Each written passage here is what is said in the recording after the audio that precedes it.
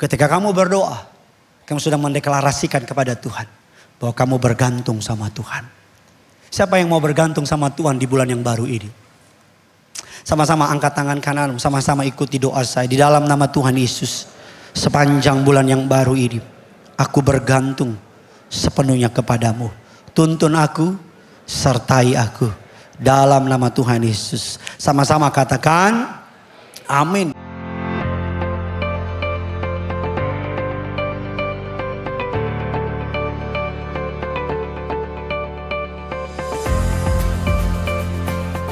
Mari sama-sama kita akan belajar, keluarkan pulpen dan catatan saudara. Tema besarnya adalah Living Prayer. Dan kita akan masuk kepada bagian yang pertama, part number 1 atau part 1. The purpose of prayer. Atau tujuan dari kita berdoa. Rasa-rasanya banyak orang malas berdoa karena mereka pikir doa mereka tidak dijawab Tuhan. Rasa-rasanya banyak orang malas meluangkan waktu dalam berdoa karena mereka berpikir adalah sia-sia. Ada banyak orang berkata, Pak Pendeta, kalau Tuhan sudah tahu apa yang kita mau, kenapa kita harus doakan? Kalau memang Tuhan sudah tahu apa yang ada dalam kerinduan atau kebutuhan kita, kenapa harus kita sampaikan? Kan Tuhan sudah tahu. Atau juga ada orang yang berpikir, Pak Pendeta, saya sudah doa tapi Tuhan gak buat apa-apa. So saya stop berdoa karena kayaknya hidup ini bergantung dengan kekuatan saya. Mari sama-sama kita akan belajar the purpose of prayer. Kalau di dalam dunia ada nomor darurat 911. Kalau saudara punya masalah darurat 911, saudara akan dilayani dalam waktu yang sangat cepat. Kerajaan surga punya nomor darurat 333. Yeremia 33 ayatnya yang ketiga. Mari sama-sama kita baca, jemaat Tuhan, Kerinduanku Church Kelapa Gading. 3, 2, ya maka aku akan dan memberitahukan kepadamu yang tidak, yakni hal-hal yang tidak. Sama-sama bilang sama saya, ada banyak yang saya tidak ketahui. Sama-sama bilang sama saya, ada banyak yang saya tidak pahami. That's why kita perlu berdoa. There is power in prayer. There is power in prayer. There is power in prayer. Belum semuanya, ada kuasa di dalam doa. Lebih semangat lagi, ada kuasa di dalam doa. Amin. Kalau saudara melihat Alkitab, contoh yang paling mantap dalam doa adalah Yesus. Alkitab mencatat dalam hidupnya selama dia di dunia, Yesus memberikan kita contoh berdoa. Kalau Tuhan saja berdoa, lalu kenapa kita nggak berdoa? Alkitab memberikan contoh di Getsemani ketika dia hendak disalibkan, dia berdoa. Di kayu salib dia berdoa. Ketika dia hendak naik ke surga meminta Roh Kudus, dia berdoa. Di gunung dia berdoa. Di danau dia berdoa. Bahkan saat dia hendak memilih murid-muridnya, dia berdoa. Bahkan kita mencatat ketika dia duduk di surga saat ini di sebelah kanan Allah Bapa, dia berdoa. Kita menyebut dia bersyafaat untuk kita. Alkitab memberikan contoh berkali-kali Yesus mengundurkan diri dan berdoa. Karena Yesus tahu bahwa kekuatannya terkoneksi dengan surga. Semakin dia lancar berkomunikasi dengan Tuhan, maka semakin dia memperoleh kuasa dalam rupa atau wujud sebagai manusia. Doa adalah ide dari Allah. Doa bukan idenya manusia. Kalau saudara membaca Alkitab, ketika Allah menciptakan Taman Eden, Allah bercakap-cakap dengan manusia. Tapi ketika manusia jatuh dalam dosa, Allah gak pengen putus hubungan sama saudara dan saya. Bilang amin dulu. Makanya Allah menyediakan sebuah line, sebuah jalur komunikasi yang namanya doa. Ketika Yesus mati di kayu salib, tabir bait Allah terbelah. Kamu gak perlu ke Israel, kamu gak perlu ke Yerusalem, kamu gak perlu ke bait Allah. Karena anytime, anywhere, di mana saja, kapan saja, kamu gak perlu cari titik spesifik tertentu untuk mengarahkan penyembahanmu. No, karena kamu dapat berdoa. Orang Yahudi sampai sekarang kalau berdoa, mereka cari di mana titik bait suci di Yerusalem. Kalau utara, mereka ke utara. Kalau timur, mereka ke timur. Tapi ketika Yesus mati di kayu salib dan bangkit dari kematian, Alkitab saya bilang, saudara dan saya bisa berdoa kapanpun, dimanapun. Dulu saudara dan saya perlu ada imam. Imam besar akan mencek saudara. Kalau saudara punya dosa, maka kambing atau domba atau sapi atau binatang akan di-cross tangannya. Tangan yang sini kepada binatang, tangan sini kepada saudara. Agar apa? Agar kutuk dipindahkan ke binatang, berkat dipindahkan kepada saudara. Tapi ketika Yesus mati di kayu salib, berkat menjadi milik saudara, kutuk Tuhan sudah tanggung. Alkitab saya mengatakan bahwa doa, apa sih doa itu? Mari kita baca Matius 7 ayatnya yang ke-7 mengatakan demikian. Mintalah maka akan diberikan kepadamu. Apalagi berikutnya, carilah maka kamu akan apa? Ketuklah maka apa? Pintu akan apa? Dibukakan bagimu.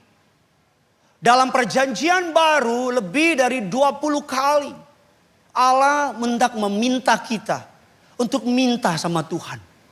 Saya ulang lagi. Dalam perjanjian baru lebih dari 20 kali ayat yang menyuruh saudara untuk meminta kepada Tuhan. Saya ulang sekali lagi. Dalam perjanjian baru lebih dari 20 kali ayat yang Alkitab menyuruh kita untuk meminta kepada Tuhan. Saya tidak peduli sepahit apa hidupmu. Saya tidak peduli, mungkin kamu sudah berdoa dan Tuhan kayaknya nggak kasih apa-apa. Tapi pada hari ini kiranya engkau kembali, percaya sedikit lagi. Berharap sedikit lagi. Beriman sesaat lagi. Karena saya pendeta yang percaya, Tuhan menjawab doa kita. Amin. Sama-sama bilang sama saya, Tuhan menjawab doa saya. Mari kita akan belajar di dalam dunia ini satu-satunya makhluk yang diciptakan oleh Tuhan yang berdoa hanya manusia. Saya tidak pernah melihat ketika macan hendak memangsa rusa, maka macan stop sebentar dan macan lipat tangan. Dan macan berdoa. Dan ternyata macan itu orang Kristen. No, saya nggak pernah melihat yang namanya mohon maaf tumbuhan berdoa. Tapi dalam ciptaan yang Tuhan ciptakan, hanya manusia yang berdoa. Saudara pergi kepada any continent, kepada benua apapun di muka bumi ini, saudara akan menemukan manusia berdoa. Ada yang berdoa kepada gunung, ada yang berdoa kepada sungai, ada yang berdoa kepada dewa-dewi, bahkan ada yang berdoa kepada berbagai benda tertentu. Saya tidak membicarakan mengenai Tuhannya yang salah, tapi saya bicarakan adalah semua manusia, bahkan orang jahat sekalipun mereka sadar nggak sadar mereka apa? Ketika mereka mencuri dia doa supaya yang dicuri nggak bangun.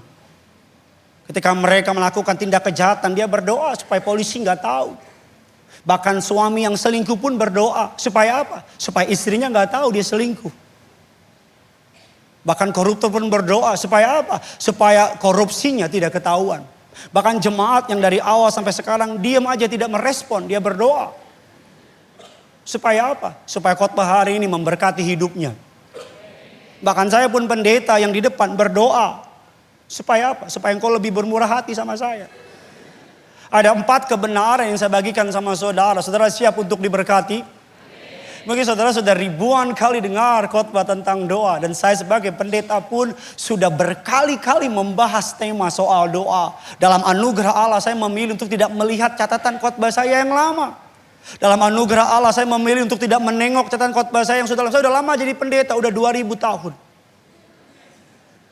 Saya tidak memilih untuk menengok catatan khotbah saya yang lama. Karena saya minta sama Tuhan, I want fresh God. Saya mau yang baru Tuhan. Saya mau ngajar jemaat, saya nggak mau, bukan berarti khotbah yang lama nggak berkuasa. Tapi saya bilang Tuhan, saya mau yang baru, saya mau yang fresh, saya mau jemaat dengar, bukan hanya jemaat yang diberkati. Saya juga diberkati, karena pendeta bukan karir, pendeta bukan yang namanya ritual, pendeta bukan cuma baca Alkitab dan pintar-pintar kita ngomong. No, saya bukan hanya pengen kamu diberkati, tapi saya juga mau diberkati.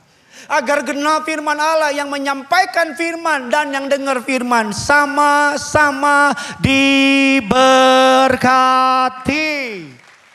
Tepuk tangannya bisa lebih dahsyat dari itu dong. Yang pertama, apa yang bisa kita pelajari? The purpose of prayer. Yang pertama, keluarkan catatan saudara. Prayer, the language of dependence. Prayer the language of dependence. Doa adalah bahasa ketergantungan.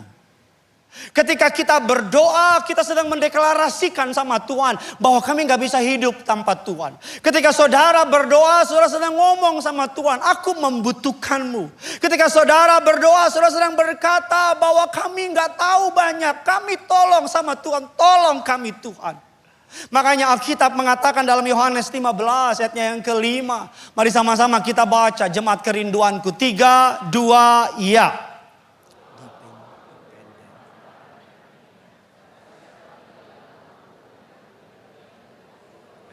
Sebab di luar aku kamu apa? Tidak dapat berbuat apa-apa. Alkitab mengajarkan bahwa di luar Tuhan kita bukan bisa melakukan yang kecil. No. Alkitab tidak bilang di luar Tuhan kita bisa melakukan small things atau small area. No. Tapi Alkitab bilang dengan sangat tegas, di luar aku kamu tidak dapat berbuat apa-apa.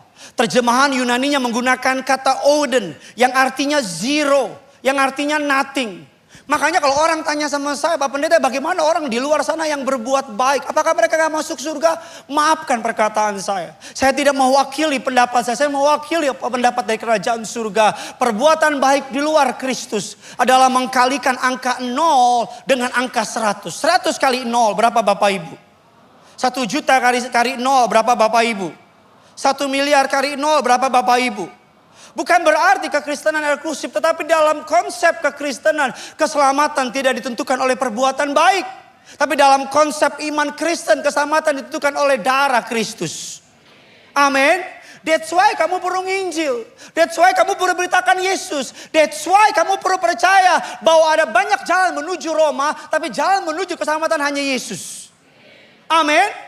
Saya selalu bilang kalau ada orang Kristen yang bilang semua agama sama, dia sedang menghina darah Kristus. Semua agama memang mengajarkan kebaikan, tapi yang menjamin keselamatan hanya kekristenan. Amin Bapak Ibu. Oleh karena itu di luar Yesus, doa adalah sebuah bahasa ketergantungan. Ketika kamu berdoa, kamu sedang bilang sama Tuhan bahwa aku gak bisa tanpa Tuhan. Ketika kamu berdoa sebelum kamu mengambil keputusan, kamu berdoa, kamu sedang bilang sama Tuhan bahwa saya bisa salah, Tuhan gak bisa salah. Ketika kamu hendak menikah dan kamu berdoa tanya pendapat Tuhan, kamu sedang bilang sama Tuhan, hatiku bilang dia baik, tetapi Tuhan yang tahu hati orang. Ketika kamu sedang memulai usaha dan kamu bilang, Tuhan aku minta petunjukmu, kamu sedang bilang sama Tuhan, walaupun kelihatannya cuan, tetapi aku ingin dengar pendapat Tuhan. Saya selalu bilang orang yang berdoa, doa adalah anti dari kesombongan. Doa adalah obat dari kesombongan. Ada banyak orang Bapak Ibu mau buka toko nggak doa, langsung buka aja. Giliran bangkrut baru bilang, Tuhan kenapa kau izinkan bangkrut? Ada banyak orang menikah nggak tanya Tuhan, ketika udah nikah suaminya selingkuh, Tuhan kenapa engkau tidak melindungi aku? Gue colok loh. Amin. Bapak Ibu, salah satu musuh terbesar dari orang yang berdoa adalah kesombongan, pride. Kesombongan. Kadang-kadang kita overclaim sama kemampuan kita. Kadang-kadang kita merasa kita hebat, kita kuat, kita pinter. Kadang-kadang pengalaman kita menggantikan ketergantungan sama Tuhan. Betul apa tidak? Coba ingat dulu ketika kamu pertama kali memulai karir. Pasti sebelum masuk kantor doa bersungguh-sungguh. Sekarang udah mulai gak doa lagi. Kemarin gereja kita baptisan. Puji Tuhan 50 orang lebih dibaptis. Dan kabar baiknya setengahnya bukan orang Kristen. Saudara kalau punya masalah jangan dibawa ke gereja saudara. Setengahnya bukan orang apa? Kristen. Setengahnya dan angka ini stabil. Sudah 4-5 kali kita baptisan. Angka ini stabil 50%. Ada beberapa kali lebih dari 50%. Karena kami rindu gereja ini bukan hanya memindahkan dari titik A ke titik B. Tapi gereja ini rindu melihat ada Tuhan. Ada jiwa-jiwa yang diselamatkan. Katakan amin. Yang pertama Bapak Ibu kalau kita melihat musuh terbesar. Bagi saya pribadi adalah pengalaman. Kadang-kadang saya menyiapkan khotbah Bapak Ibu suka lupa. Bahwa ini firman Tuhan.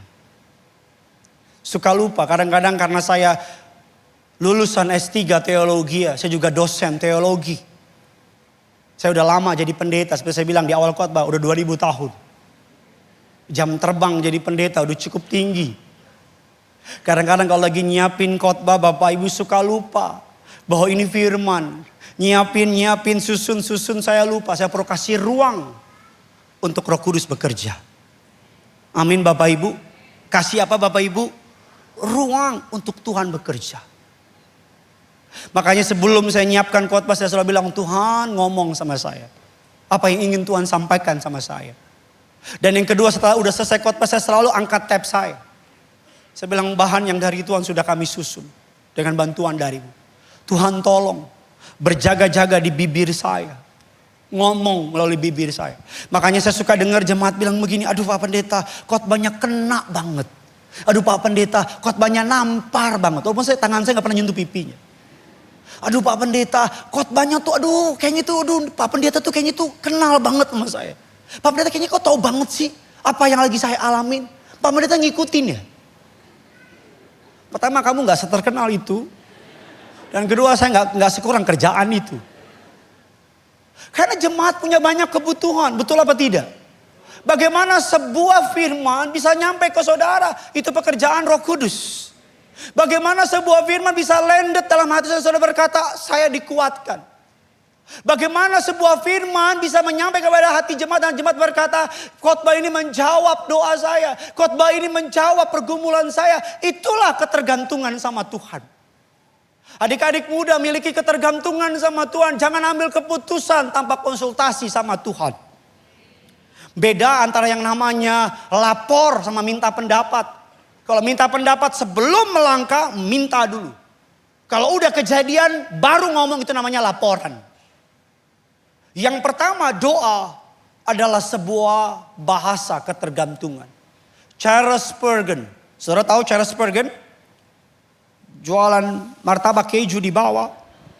Mengatakan demikian, orang yang berdoa adalah orang yang paling kuat di dunia. Karena ia bersandar pada yang maha kuasa. Katakan amin.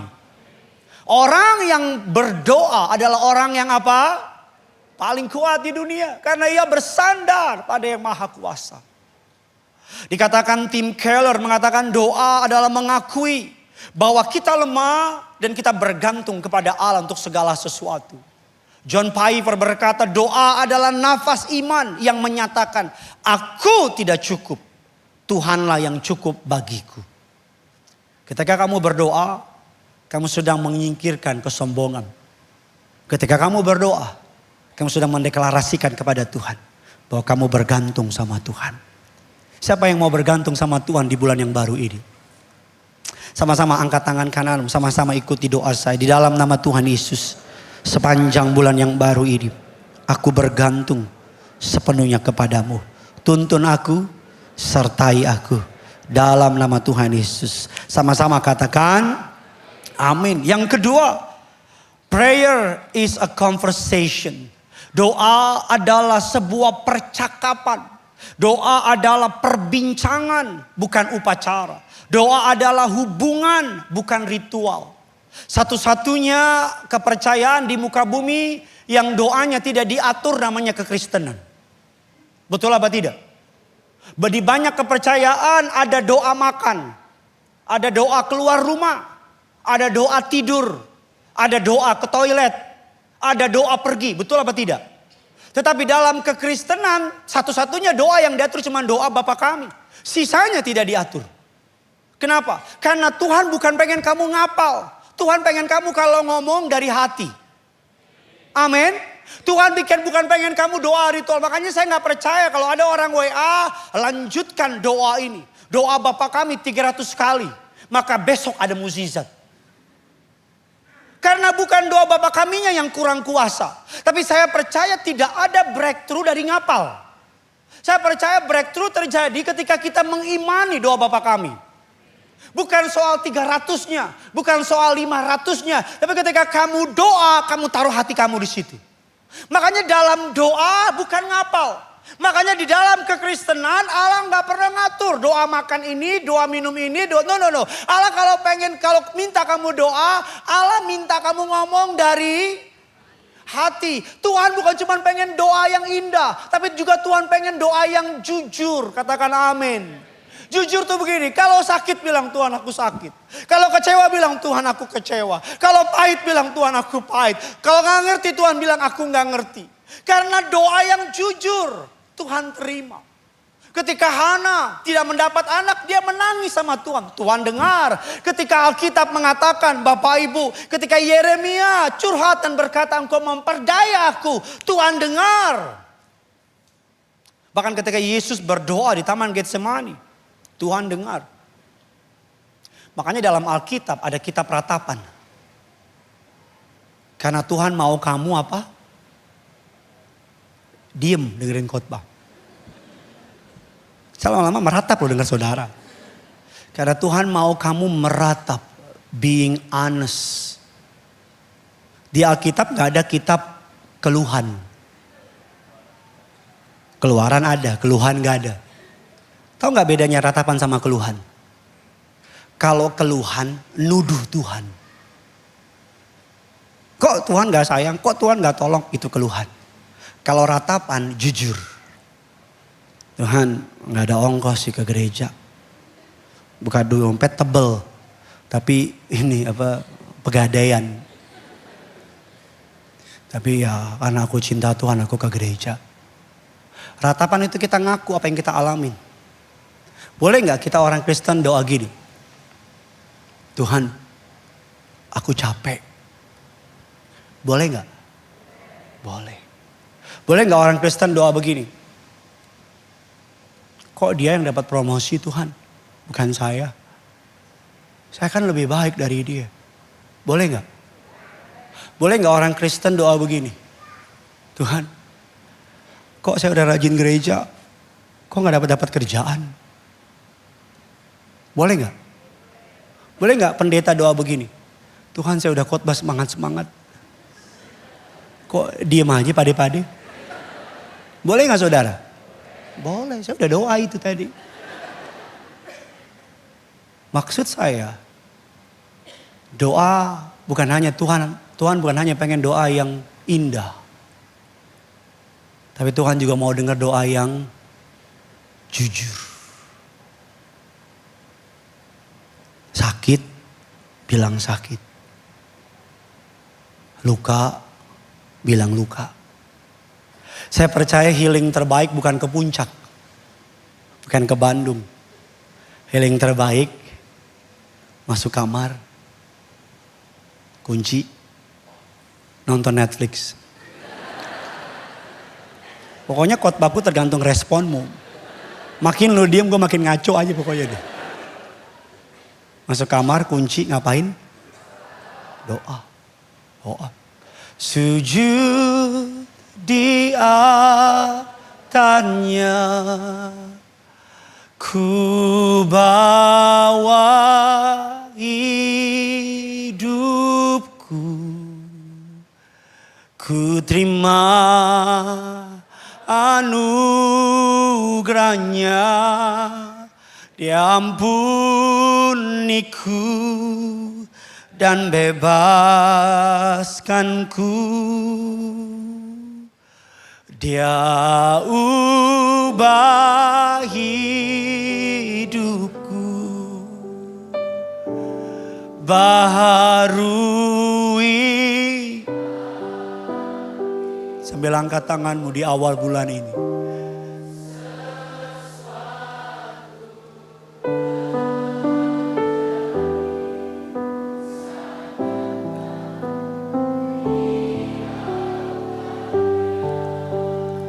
Seperti seorang ayah yang senang dengar celotehan anaknya. Hal sepele. Suatu hari kami dalam perjalanan liburan Jakarta-Bandung. Selama kurang lebih 2,5 jam, 2 orang anak saya ngoceh mulu. Dan celakanya mereka fokus sama papanya. Gak fokus sama mamanya. Yang paling kecil Johannes Eleo Simanjuntak. Umur 3 tahun. Papa. Godzilla es sama Godzilla api siapa yang menang? Penting gak pertanyaan itu? Gak penting. Sambil nyetir saya bilang Godzilla es. Api dong papa, ya udah api. Es dong papa, ya udah es. Api, mau lo apa? Yang paling gede Genesaret, waduh sok tahu, sok tua. Dia gak mau ikut sekolah minggu, dia maunya teens. Dia bilang, papa semua di sekolah minggu anak kecil. Gini kan udah gede, saya bilang si lontong ini satu saya bilang. Dia lagi suka yang namanya gedung tertinggi di dunia. Tiap hari ditanya saya, papa, Burj Khalifa berapa tingginya? Mana gue tahu. Papa tingginya sekian ratus meter, Burj Khalifa dibangun 3 tahun, oke. Papa nomor 2 apa? Saya bilang Monas. Apa itu Monas papa? Monumen nasional, oh tidak ada papa. Nomor 2 adalah Gedung Merdeka di Malaysia. Oke. Nomor 3 apa? Saya pura-pura tertarik aja, padahal saya gak tertarik. Papa yang bangun Burj Khalifa siapa? Pak Burj. Tiap hari ngoceh aja. Papa dengerin ya. Papa nih kalau Saitama papa lawan Godzilla es, Godzilla api. By the way saya gak tahu Saitama yang botak itu. Siapa yang menang? Saya bilang Godzilla es, Saitama papa. Ngoceh terus 2,5 jam. Oh gitu. Karena anak saya dengerin. Dan bagi saya lucu-lucu aja. Karena anak saya, coba anakmu. Saya akan bilang, don't push to the limit. Lu bukan anak gue. Tapi maksud saya apa? Anak kalau ngomong sama apa-apa gak ada anak ngomong sama apa-apa corporate. Oh papaku pendeta Dr. Gideon Simanjuntak. Gembala sidang kerinduanku church. Izinkan Ananda bertanya kepada ayahanda. Kalau anak saya begitu saya bilang lu panas ya. Anak saya kalau lagi mandi, anak saya nggak peduli saya secapek apapun. Mau secapek apapun kalau udah mandi diteriak, papa mari kita mandi, banjir genap. Apa maksudnya? Itu dia punya saluran air ditutup, dia nyalain air 1 jam penuh. Dia masuk, dia mandi. Papa ayo kita pura-pura berenang. Gimana mau berenang di situ saya bilang. Berenang, ayo papa. Main jatuh-jatuhan. Papa terima, one pass. Kita jatuh. Kalau sekali enak, berkali-kali jatuh. Wah, Iba, you know what? Kamu serem atau enggak apa? Saya tuh dengerin dia ngoceh. Bahkan ketika suaranya masih gak jelas. Saya senyum gitu kayak, ngomong apa nak? Lucu banget anak papa. Coba anakmu. Saya bilang kasihan ya belum bisa ngomong ya. Saya bisa ngerti maksud saya. Bapa di surga, kadang-kadang saya sih kalau bayangin sebagai Tuhan ya. Saya ngerti sih. Kita cuma gini nih. Berkati aku, angkat aku, bunuh musuhku, amin. Tuhan baru mau ngomong kayak, anakku udah cabut. Kadang-kadang kita cuma inget dia ketika lagi susah. Kalau lagi kefefet. Tahu kan kefefet? Ini kepepet, ini kefefet. Baru kita, bukan Tuhan lagi, Tuhan. Bukan tolong lagi, colong. Udah tuh janji-janji manis tuh kalau kau tolong aku. Beres. Iya. Kadang-kadang dalam doa bukan apa yang kita dapat. Kadang-kadang kita releasing our pain.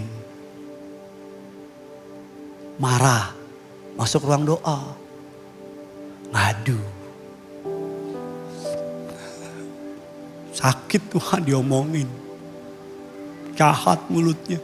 Tuhan bilang lu juga jahat mulutnya. Kok marahin lagi Tuhan? Saya direndahin Tuhan sama temen. Temen-temen punya mobil Tuhan. Kayak busway. Apa-apa. Tuhan dengar kan? Tuhan tahu kan? Tuhan bilang tahu. Teman-teman udah punya keturunan Tuhan. Saya belum. Lo lihat teman gendong anak. Saya kalau nggak inget hukum saya pengen bawa pulang anaknya Tuhan. Itu otak kriminal. Ya Tuhan tahu kan? Tahu. Tuhan bilang tahu. Makanya dia pernah jadi manusia. Puji Tuhan dia pernah jadi manusia. Kalau enggak nyambung kita ngomong. Kita bilang Tuhan aku dikhianatin. Tuhan bilang apa itu dikhianatin? Tuhan aku malu. Tuhan bilang apa itu malu? Tidak ada Tuhannya agama manapun yang turun ke dunia. Merasakan kita. Makanya manusia, Tuhan jadi manusia. Sangat possible. Manusia jadi Tuhan impossible. Betul tidak? Kalau kamu bilang Tuhan jadi manusia nggak mungkin. Berarti dengan sendirinya kamu sedang mendinai pengertian Tuhan. Karena bagi Tuhan tidak ada yang mustahil. Jadi kalau kita bilang Tuhan nggak mungkin jadi manusia. Kita sedang bilang berarti bagi Tuhan ada yang nggak mungkin. Betul tidak? Gitu aja kok repot. Kalau saudara pernah baca berita, Bapak Ibu pesawat American Airlines tabrakan di bandara LA. Karena pesawat kargo melintasi landasan tanpa otorisasi. American Airlines Flight 2453 dalam proses take off. Ketika dia melihat ada pesawat turun, tabrakan. Berikutnya pesawat Jen Airlines dan pesawat angkatan pantai di bandara Tokyo Haneda. Tahu Tokyo Haneda? Tanjung Priok 5 menit ke kiri. Mau turun, mau naik, tabrakan. Saya mau tahu gak penyebabnya apa? Karena 2 pesawat gak dengerin menara pengawas. Yang buat astronot di angkasa tetap bisa ngerti dengan apa yang terjadi di angkasa. Karena astronot di angkasa dengerin menara pengawas di bumi. Kamu dan aku seperti astronot, kamu dan aku seperti pesawat. Tugasmu cuma dengerin menara pengawas yang bilang hati-hati. Gimana kita bisa dengar kalau kita sibuk dengerin dunia? Gimana kita bisa dengar kalau kita have no time sama Tuhan? Kita cuma kasih waktu sisa sama Tuhan. Tahu waktu sisa? Waktu sisa gini, mamamu siapin masakan, masakin ayam 1 ekor. Kalau sisa masak, papamu pulang malam-malam, papamu nanya, "Ma makan apa?" Ada tuh, lihat aja di meja, dibuka sisa kepala. Itu sisa.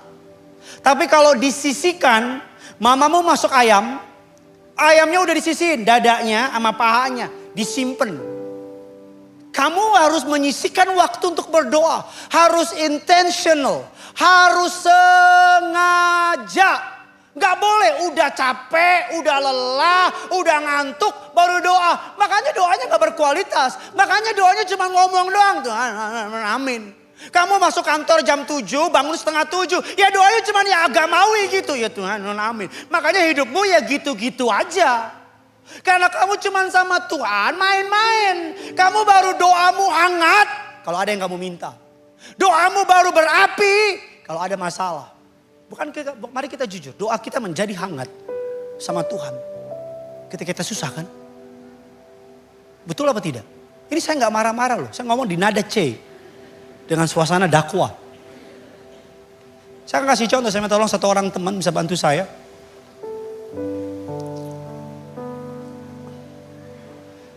Seperti ini doa.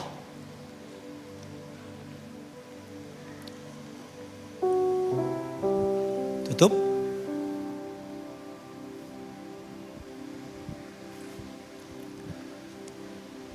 Putar 5 kali.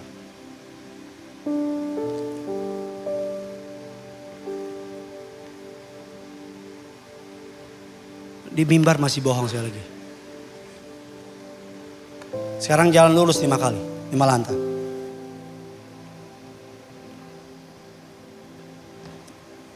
Padahal lurus gak lurus. Putar balik.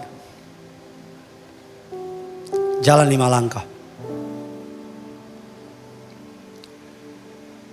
Banyak orang Kristen kayak gini.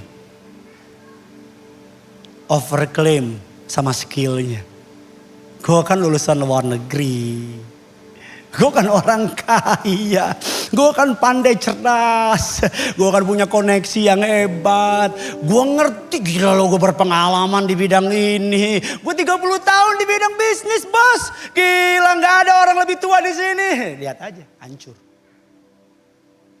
Tapi dalam doa, jalan. Tuhan tuntun. Tuhan pegang. Mau jatuh, stop. Ada yang mau jahatin. Puter. Jalan lagi. Stop. Ada lubang. Lompat. Kok sama tempatnya? Percaya dong, ini demi jemaat ya. 3, 2, 1. Lompat mundur. Jalan 10 langkah. Tuhan aku sakit. Tuhan bilang tenang. Tuhan aku gak enak. Tenang. Stop. Tuhan, balik ke jemaat. Tuhan aku mau dia. Tuhan bilang dia jahat nanti di depan sama kamu. Tapi dia baik. Sekarang baik karena kamu kaya. Nanti kamu ke depan ekonomi drop, ditinggalin kamu. Tuhan aku mau pekerjaan itu. Tuhan bilang itu gak bagus. Tapi lagi bagus. Besok bosnya ditangkap KPK. Kalau kamu jadi bagiannya kamu ketangkep kamu. Tuhan aku ingin buka usaha. Tuhan bilang ekonomi mau drop. Jangan buka dulu. Tuhan aku pengen naik sepeda. Kalau kamu sepeda ada bus, truk sampah yang lagi mabok. Ketabrak kamu masuk jadi sampah. Siapa yang bisa bilangin itu? Siapa yang bisa kasih tahu itu? Siapa yang tahu masa depan? Lalu kenapa kamu kalau buat keputusan gak pernah tanya? Lalu kenapa kamu kalau mengambil keputusan gak pernah berani bilang kalau ini bukan darimu, batalkan. Izinkan saya ngomong dengan segala kerendahan hati. Setidak-tidaknya ada 3 tempat yang orang berikan kepada kami untuk boleh buka. Jakarta dan daerah. Saudara mau tahu alasan kami gak buka kenapa sampai hari ini? Karena kami belum dengar Tuhan bilang yes. Belum dengar Tuhan bilang yes. Kami baru menolak satu tawaran Natal besar-besaran. Yang dananya disupport. Karena kenapa? Sesederhana dalam doa kami. Tuhan bilang apa? Slow. Slow. Pelan-pelan. Hidup ini bukan berlomba cepat. No. Tapi kadang-kadang jalan lambat. Doa. Doa. Doa. Doa. Doa. Dalam doa. Kayak Tuhan yang hold your hand and direct your way. Bisa turun sendiri?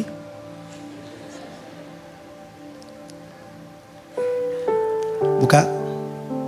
Saya susah ngalahin ya. Kita berkasih tepuk tangan yang dahsyat buat Tuhan. Yang ketiga, doa, prayer brings result. Doa akan menghasilkan, akan membawa hasil. Alkitab mencatat Abraham berdoa, Tuhan mendengar. Ayub berdoa, Tuhan menjawab. Salomo berdoa, Tuhan memberi. Hana berdoa, Tuhan memberi. Yabes berdoa, Tuhan menjawab. Raja Ahab berdoa, Tuhan memberi. Hizkia berdoa, kota Niniwe berdoa, Tuhan mendengar. Zakaria berdoa, Tuhan kasih anak. Saya berdoa berikutnya ada nama saudara. Amin. Saya berdoa berikutnya ada nama saudara. Saya ulang sekali lagi, saya berdoa. Catherine Monroe berdoa, Tuhan mendengar. Hansen Hubert berdoa, Tuhan jawab. Daud Suryawijaya berdoa, Tuhan dengar. Bapak Coki Aritonang berdoa, Tuhan menjawab. Jemaat, kerinduanku jam 11 berdoa, Tuhan mendengar.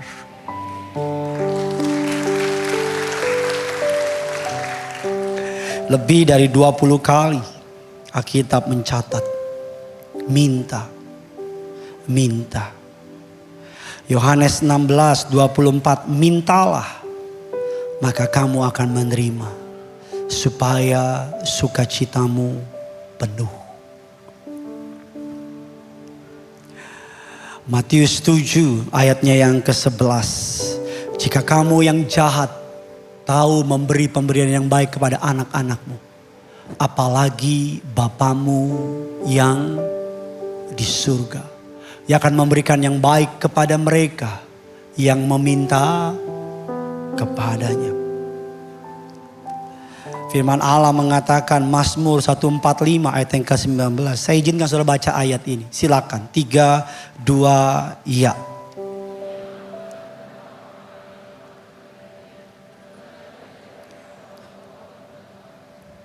Mazmur 37 ayat yang keempat. Dan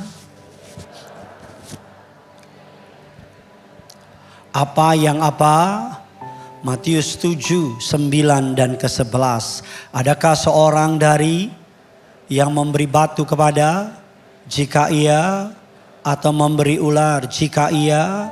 Ayat yang ke-11 sama-sama kita baca. Jadi apalagi Bapakmu yang ia akan apa? Memberikan yang baik kepada mereka yang apa? Meminta kepadanya. Tadi malam ketika menyiapkan khotbah ini saya berdoa meminta sesuatu sama Tuhan. Dalam perenungan saya Roh Kudus bilang gini sama saya dalam impresi, ubah pendekatanmu dalam meminta. Saya bilang kayak gimana Tuhan? Bukan meminta sebagai pendeta, tapi meminta sebagai anak.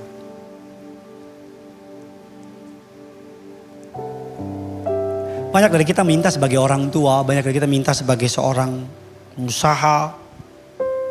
Kalau anak tuh doa sama minta bapaknya gimana? Gak pakai tedeng aling-aling. Bahkan yang bagi anak saya Genesaret, saya papa yang paling kaya di dunia. Apa buktinya? Berapa waktu lalu kami jalan-jalan ke Pacific Place, ada showroom mobil Ferrari, McLaren di sana. Dia suka banget nonton YouTube mobil sport car. Dia lewat bilang, aduh papa keren banget mobilnya. Ayo papa. Waktu kami pergi ke Gias di BSD. Itu ada mobil terbang. Papa beli dong. Beli dong biar gini bisa naik. Saya bilang sama dia, belum dijual. Nanti kalau dijual beli ya. Belum duitnya ada. Kami lewat Pacific Place, dia lihat Ferrari. Papa beli Ferrari dong. Buat mama warna kuning, buat papa warna hitam, buat Gene warna hijau. Beli ya. Di depan marketingnya. Marketing lihat saya lihat marketing. Dan kita senyum berdua. Kita berdua sama-sama tahu tidak mungkin. Hanya senyum aja gitu. Gitu. Anaknya Pak, iya. Mau lihat boleh, jangan lu ganggu. Makin lihat makin aneh nih anak. Walaupun saya percaya, saya bilang sama dia, saya ucap kata-kata benih. Papa gak bisa beli sekarang. Karena kalau mau beli buat apa? Karena belum ada duitnya ya buat apa? Saya bilang sama gini, one day kalau Tuhan izinin. Bisa jadi kamu yang beli. Saya gak mau bunuh mimpinya. Saya gak mau jadi orang tua yang toksik. Anak kecil gimana sih dulu? Ambil sarung ikat di belakang. Superman. Dia lompat jatuh. Karena anak kecil apa? Imajinasinya apa? Makanya ketika Abraham Tuhan kasih anak. Tuhan bilang apa sama Abraham? Keluar pandang bintang. Keluar pandang pasir. Kenapa Tuhan suruh Abraham lihat bintang, lihat pasir? Kenapa? Karena Abraham sedang diajar Tuhan untuk berimajinasi. Amin. Berapa Bapak Ibu? Berimajinasi. Jadi mimpi itu sah-sah aja. Kamu yang usaha warung, bayangin punya restoran. Ada pegawai dengan namamu, kedai Mbok Iye. Makanannya serba iye. Kamu yang suka sepak bola, bayangin. Kamu nyetak gol di Piala Dunia 2050. Indonesia lawan Brazil. 10-1. Dan kamu yang satu itu.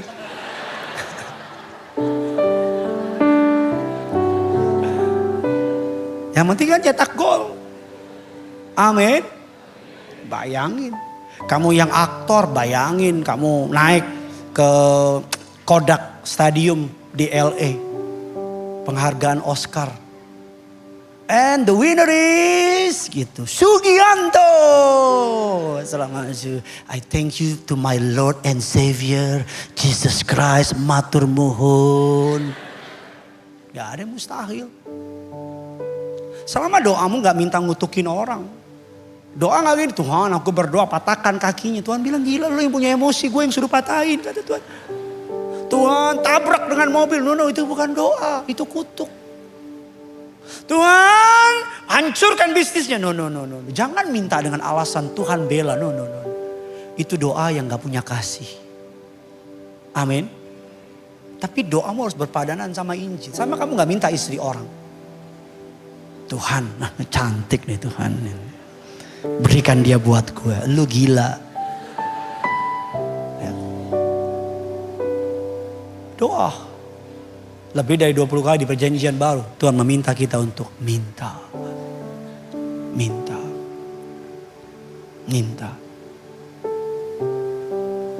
Doa saya menyertai saudara yang punya surga. Crazy love it.